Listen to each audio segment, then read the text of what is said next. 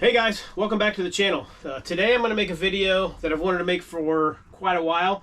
This RV is our 2018 Thor A.C.E 30.2 bunkhouse. It's a pretty awesome RV, but I've wanted to make a video about the process that we went through when we bought it, and then how we quickly found out that it was actually a rental RV. And then in the process, I think, of doing that, I'll kind of do an inspection on it at the same time. So part of walking through it, looking at the things, all just for awareness. This is a list of everything that we've kind of seen with it. Some of the things I think that are compounded by it being a rental RV, and that list and that little inspection can be a thing that you can really look at and think about when you're looking at your RV and what you need to know and what you should look at if you're buying a used RV, specifically a rental RV. But we'll go ahead and get started on the outside. We'll walk around the outside, then we'll come on the inside, take a look at all the items on the inside and the outside, a lot more on the inside. I think the outside, talk about some of the big things. But before that, we'll talk about the purchase process. And I think the biggest thing that we went through was we kind of rushed this purchase a little bit. So that's the big thing you should do. Don't rush the process. We were driving from North Carolina to the northern Indiana, southern Michigan, they call it Michiana area, on vacation. We made the decision early on that we were done with our pickup truck and travel trailer. They were both running fine. They both worked fine. It was just, the situation, the kids, the dogs. We were like, hey, something different is great. And maybe I'll make a video in the future about that. But we really were really just said, hey, let's do something else. This is just a pain. It was a lot of yelling, a lot of anger at the kids, at the dogs, and everything that's going on. Excuse me. At the stopping and everything else. So we started researching at our first stop. We started researching Class A's. One of the reasons why we knew a Class A would work now versus before is we didn't have a good tow vehicle before. We just had an SUV and then a pickup truck. Neither were good with an RV we could afford. But since then, we had bought a Jeep Wrangler, and those are great for towing. So we said, hey, we have a tow vehicle now. Why don't we just bought an RV and we can use our Jeep to tow? So that's what we did. But like I said, we did it kind of hastily. So we were only in the Michiana area for like 4 days. And as soon as we got there, we started the process. And I'm not going to name the RV dealer. They were okay for the most part, 50-50 on our review of them. And it's pretty windy outside, so the RV is moving a little bit. Sorry for that. But so I'm not going to name that RV dealer. They were okay. The biggest thing was, the dealer himself or the salesperson was awesome. We loved our salesperson. He was another vet. We really connected. When we saw this RV, the photos of it online, we knew it wouldn't last. And this was really early in mid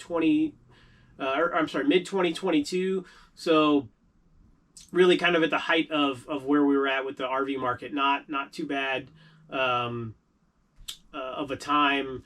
And stuff was going pretty quick, especially stuff that RVs that had the bunkhouse and what we wanted, and in the price range we wanted. So when we sat down with the salesman was actually awesome, and he didn't even know this RV was on the lot.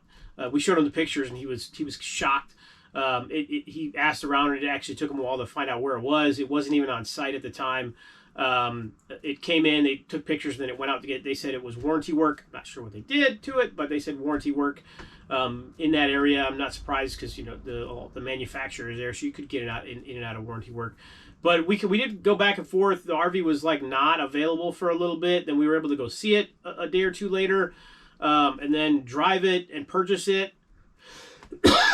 Again, excuse me. And we didn't get to do a full shakedown. I didn't get to do a long walkthrough. We did see the blemishes right off the bat. There are a lot of blemishes in it. A lot of the things on the list are just blemishes. They're things we can get over. We had an RV that was actually, our travel trailer was newer than this, and it had blemishes, really, really early on. So most of the things we don't mind. We can get over. I'll fix them eventually. They're not too expensive.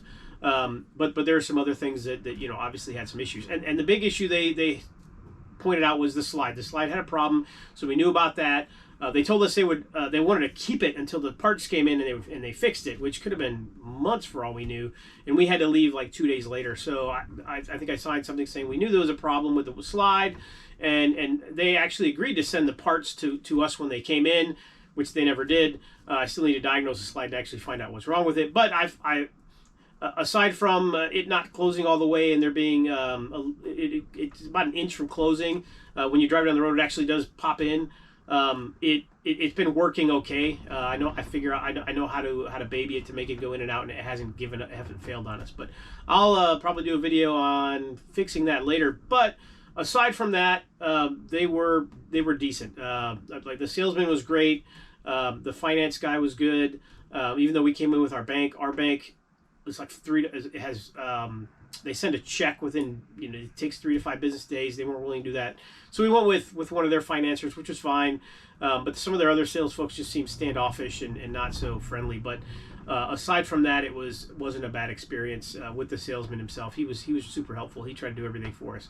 But like I said, let's get started. I'll start on the outside. We'll walk around all of the problems that, besides the slide, they really didn't, have any other things listed. And some things became apparent pretty quickly. Some things took a little more time. But again, here's my list. I'll try not to look at it, but I'll try to use it to remember. And there are a few things that aren't even on this list, so it's not even a comprehensive list. And we'll go through some of the big things, and I'll talk about some of the things that I think renters probably really compounded when they rented this RV. All right, let's get to it. All right, I apologize if there's wind. It's pretty windy out here, and for any of the sun. But one of the first things is, I think you might be able to see it. It's just the paint job overall. The whole thing is faded. So it was licensed in Texas. So I'm not sure where all they had it. I'm sure it went all over the country since we bought it in, basically northern Indiana, southern Michigan. But the whole paint job itself, all of it's faded. Kind of wanted to buy some of that Vice Grip Garage renewal stuff and give it a shot, but I think it might take a couple cans, and those cans are like $100 a piece. So maybe eventually I'll do that. But starting right here in the back, you can see some of the blemishes. There are quite a few blemishes on this.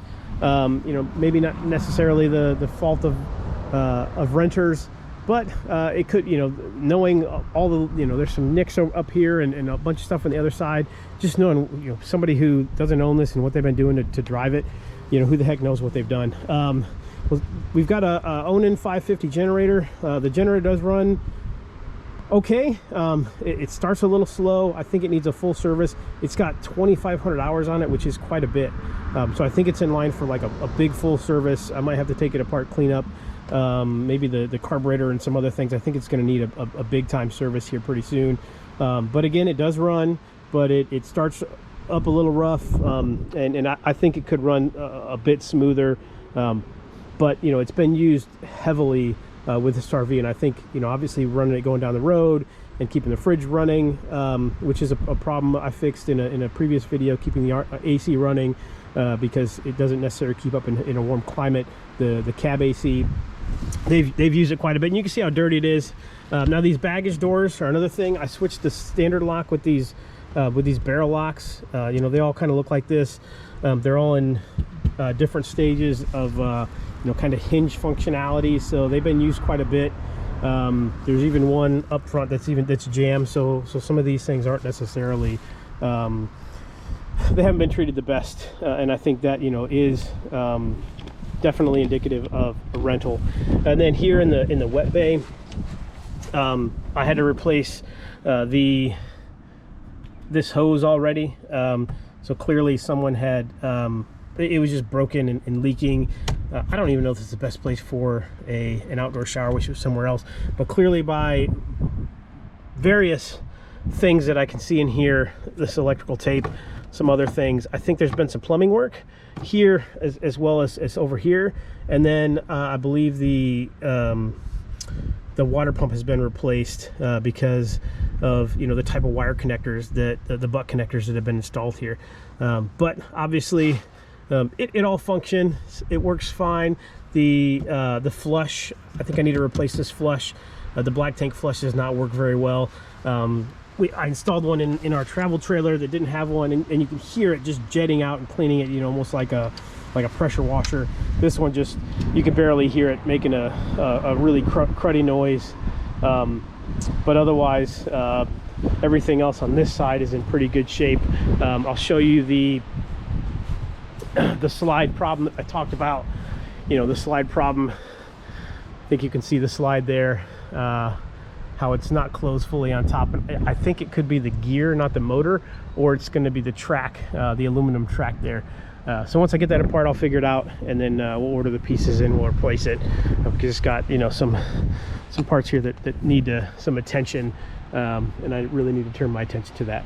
But aside from that, here, one thing on the other side in the back, you can kind of see this mhsrv.com.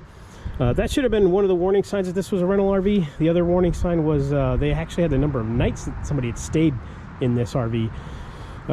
When I looked up MHSRV while we were buying it, all I saw was RVs that were for sale, not rentals. So didn't really give me a notice that it was actually a rental.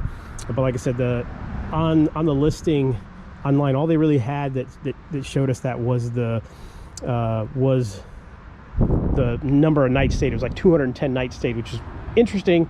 You know, I just thought, you know, someone had averaged out the number of nights they stayed in it, but that's clearly the number of nights this thing was rented out, because I think since it was new, it was rented.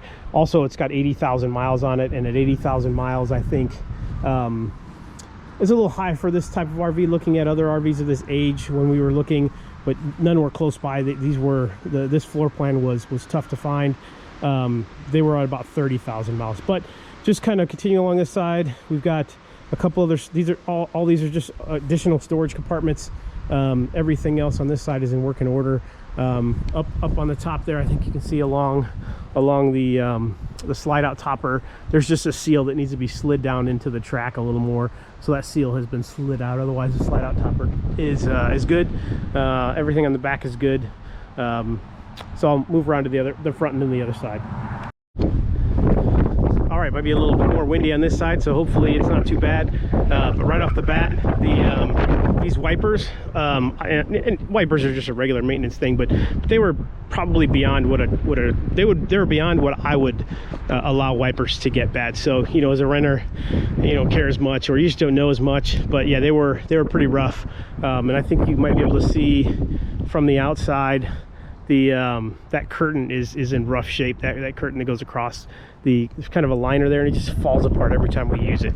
And then kind of moving down on our first trip out, this fender well just fell off. We're not sure exactly where it fell off, but it fell off. We came back, we got to our destination, and I got out, and I know it was there when we bought it, and it was missing. So I've seen that on a website or two. We might order it. The other thing, while we're standing right here, is the tires. So these tires,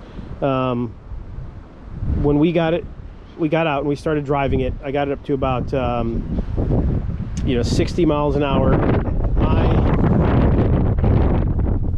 Hopefully that wind didn't get too bad. My safe cruising speed is about 63 miles an hour. I don't like to go over 65. And the whole thing, the whole front end just shook like crazy. The dash was vibrating. So we put up with that for about 5 hours. So we got to our destination, immediately called the tire shop. Before we left our next destination, we were getting tires put on it on the way out, to the tune of about $1,000. So not cheap at all.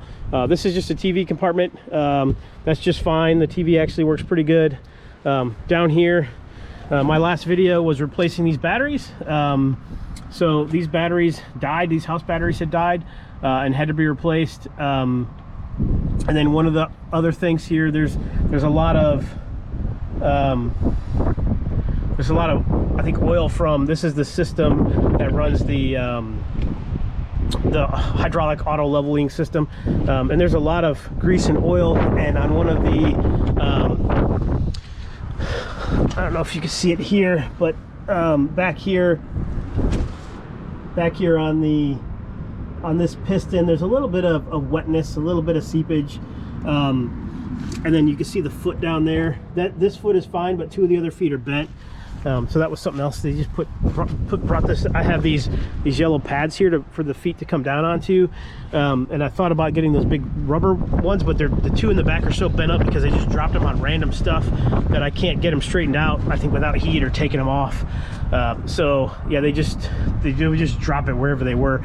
But this hasn't lost any fluid level, so I think it's just a little bit of seepage. But obviously that's a thing. That's an issue with a slight bit of seepage on that the front valve there. But as we kind of move over to this is the this bottom one is the one this is the propane tank. Propane tank's just fine. No worries with that. It's been pretty good for us. But again, that's, you know, one of the many knobs and things that are just messed up on this one. And then here is one of the things on the other side. I don't know if you can see, this is not supposed to be separated, so this baggage compartment has come separated over here. Probably some staples or something, or some screws I could put in there, but not just here, but on the other side is where that's done that at. So all right, we'll go inside and then talk about the rest of what's going on inside. All right guys, and one thing that I forgot out here, these lenses on both sides, both of them are just as dark and faded as that one over there, so they're going to need to be replaced. That kind of goes along with the overall condition of the paint and how faded and kind of worn it is. All right guys, we're back inside, so I'm going to go ahead and start up here in the front, and we'll talk about all the items that's wrong with it up there, and then kind of move our way back. So, you know, one of the first things is kind of the state of the upholstery and some of those things. And I already talked about this curtain. You can see the weird discoloration. That's because the inside of it is just falling apart. Every time we move it, the inside just falls apart.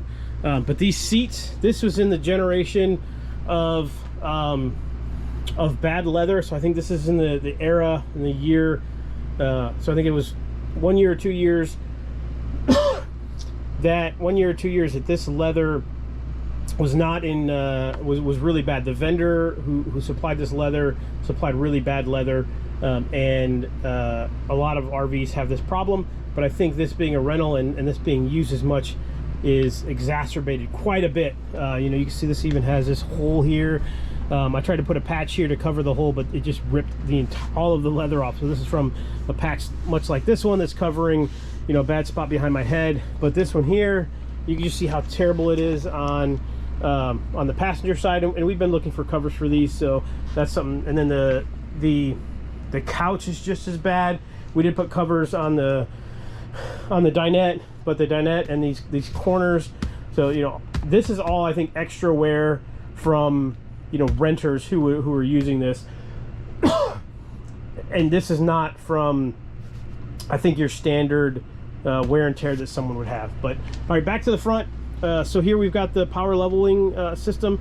The power level system is, I don't know what they did and how people abused and used this, but the only way to turn it on is to really jam the button down. I mean, you've got to hold it down, and that was when we first got this. I was trying to figure out how to use it, and I was like, this thing is not coming on. It's not working. I think we got to our second or third destination when I found out that you just have to jam the button down really, really hard, and then it'll finally come on. So as long as you're jamming the button down, it comes on, but you can't push it easily, and it doesn't work. A lot of this was in good shape. I replaced the radio just because I didn't like the one that was in there. The vent for this, or the ducting for this vent had fallen off. I've already fixed that. The emergency start system has something wrong with it. It powers things that I don't think it's supposed to power when this thing is off. I talk about that a little bit in the video as I replace the batteries, but because you can start this thing with we have a battery disconnect kill switch, and it's wireless, but you can still start this without that being on. It still provides power up here, but I think it's not supposed to. It's only supposed to do it when you push that button, but it does it anyway. Other than that, everything else up here is in pretty good shape. You know, these little nets for this bed are a little loose, but otherwise it's pretty good. Those nets are pretty cheap, and I'm sure we can replace them, no big deal. This overhead bunk, the that magnet doesn't stick very well. It's supposed to, once it goes up, it's supposed to magnetize and stay up. Maybe I could find some really good magnets and replace those. All of these bunks I've had to fix, you know, put a little dowel or something in here. This is for the where the when this bunk is down, this is where the ladders hang. So these are all pretty loose. So one of the ladders was really bad and had to be tightened up because it was a mess. But working our way back, pretty much all of the doors and drawers have issues. They all open weirdly because you know, obviously people just pulling them open and slamming them shut. All these little latches or hinges are bent or just not perfect. I mean, they're not. It's not like I can't use them. It works. I think my wife and the kids don't necessarily notice it, but I'm a perfectionist. When it comes to carpentry, I know when it's not opening and closing smoothly and how it should. So, you know, one example is, you know, this one doesn't latch. We had to add this baby latch because this one wasn't even closing. Or actually, I think that one was on there when we got it, but it wasn't opening and closing, and these just aren't the same. There's a lot of little things with the cabinetry, obviously, that comes with wear and tear, but I think this is worn and tore a little bit extra. Again, we talked about the slide, but there are a lot of extra holes, and understanding how they build these, I think there are extra holes in these, because that one over there is coming loose, part of the paneling. I think they've had a bunch of things apart in this before, and then, you know, they used a brad nailer to put it back together, and when they put it back together, the brad nailer did not put it back together very well, and this could very well be them closing with the seat out, and causing a problem with that, and then getting it ripped off. You know, there could have been things like that, which makes sense. The seat is back when it's in. They try to close it, and it rips the trim off. Probably a common thing that's happened with some of these.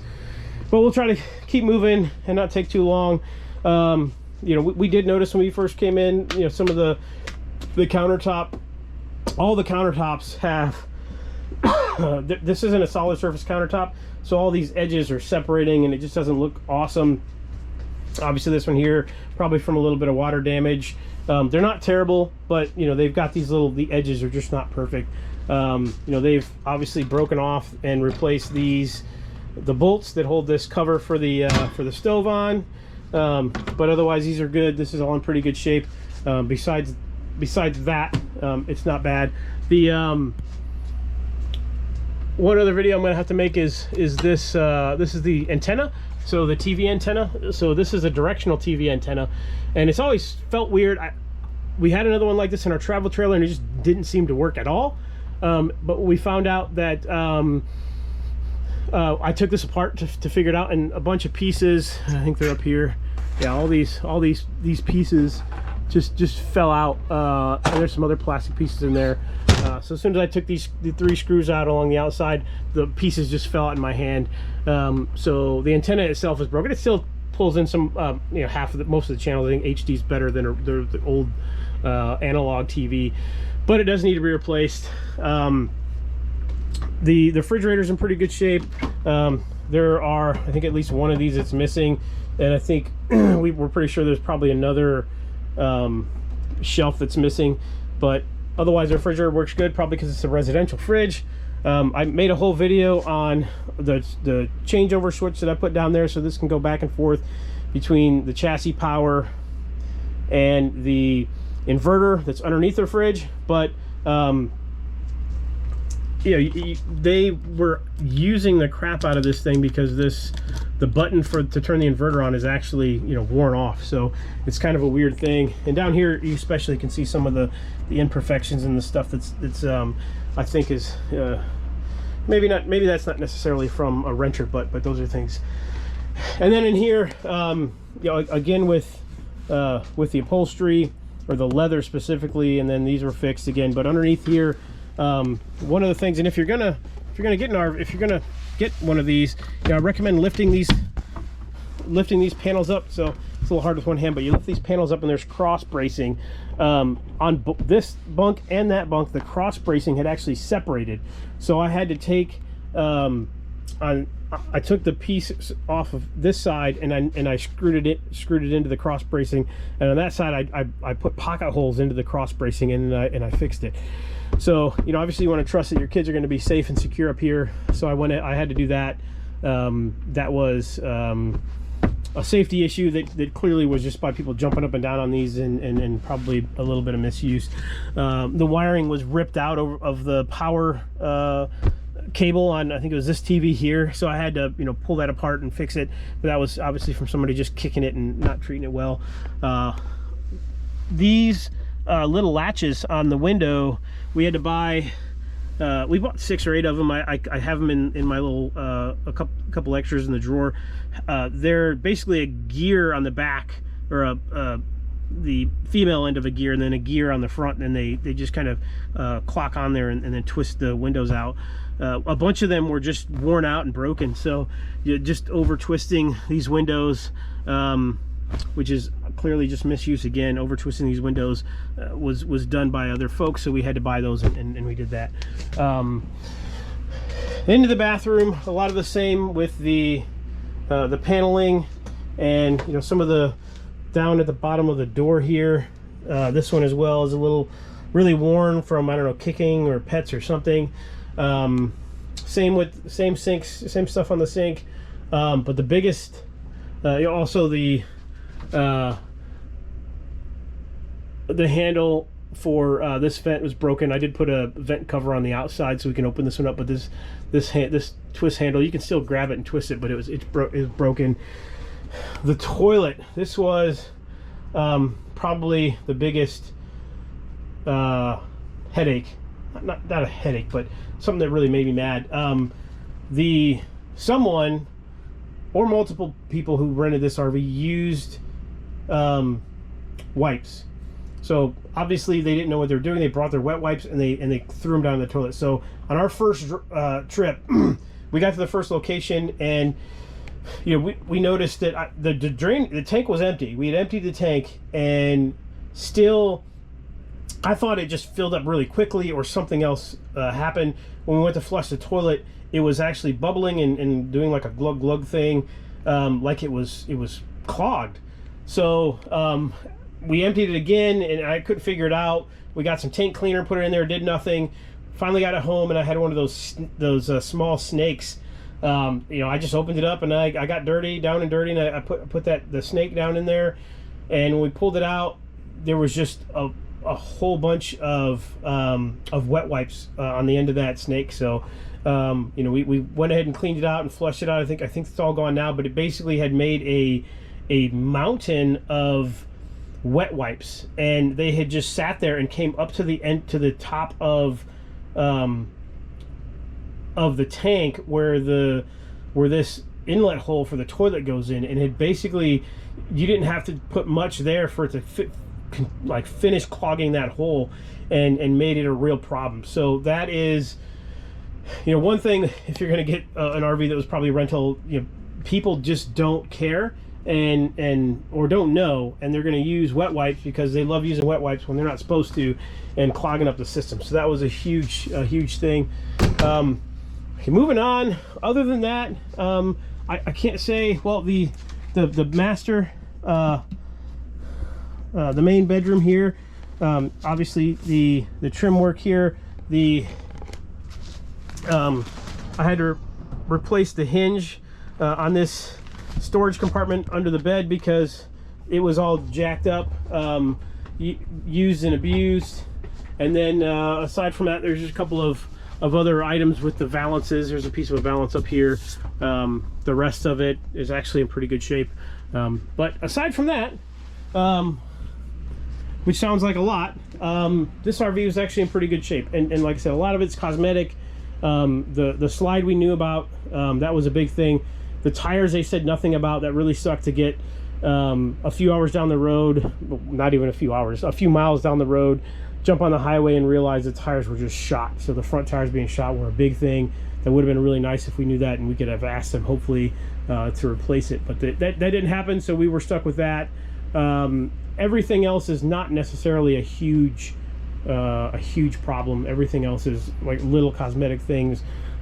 These couches, Obviously I think renters made them worse, but they were probably going to be on the path to this eventually anyway, because of the year and the leather and everyone else if you talk to, this is a really common thing. So not necessarily not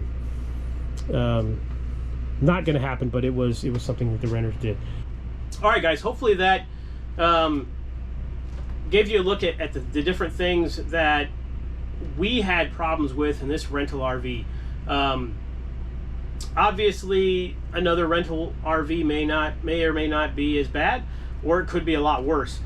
So going in and trying to find the RV you want, especially if there's a floor plan you really want or you really need, like we did with the bunkhouse, just be careful and do a full inspection. You know, do a full walk around.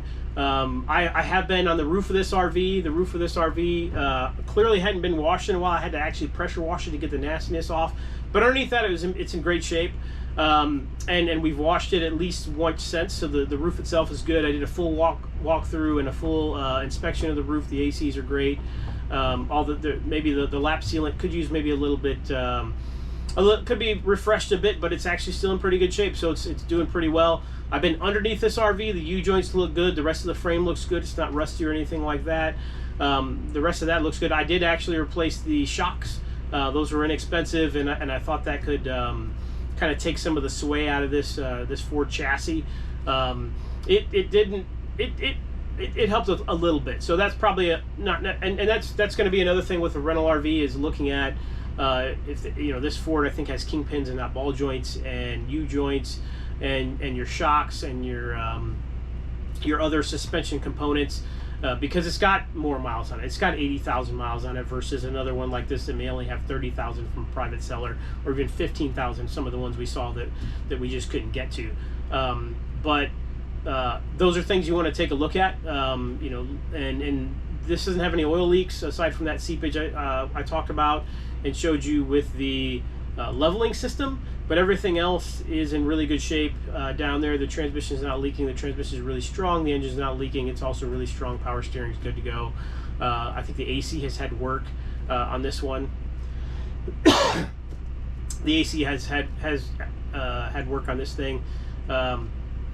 Cooling system looks good, and all the other fluids look pretty good. Like I said, the biggest one, the roof and the engine and the undercarriage are the things that you really want to look at.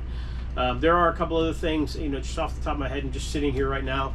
The handle slide thing on the screen is cracked and broken. There's a little slider for when you get to the handle, that's broken.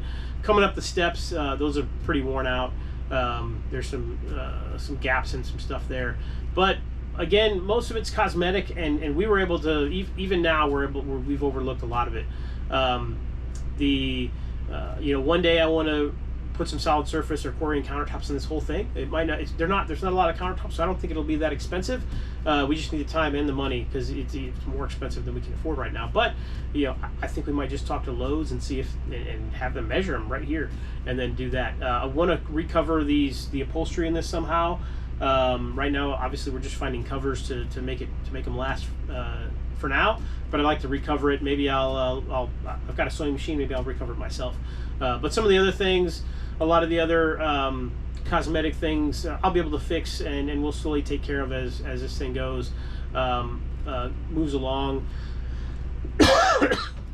But aside from that, hopefully, thanks for sticking around this long, first of all, and hopefully this helped you out, gave you some ideas of some things to look at when you're purchasing your next RV, especially if it's used and heavily used, and you're gonna pay top price for it. So we paid the market price for this. It was probably about the same amount as an RV that a private seller was selling. It actually was. It was the exact same price as another RV, exact same RV that a seller I think in Texas was selling, and they had like 15,000 miles on it. But obviously, out of the way, harder to purchase with the way we were financing. But it worked out.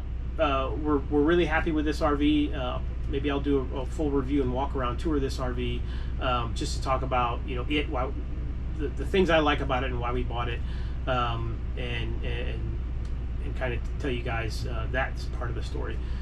Other than that, don't rush into buying an RV, and if you don't inspect it, hire someone, someone who a good maintainer who can take a really good look at it, and kind of comb over the whole thing. But with this one running well and not leaking, and like I said, everything being mostly cosmetic, we're pretty happy with it, and we're going to stick with this one for a while. Even if as our kids move out to college and we don't necessarily need the bunks anymore, we'll stick with it. We'll make it ours, and we'll take you guys along the way as we do it. All right, thanks again for sticking around. See you on the next one.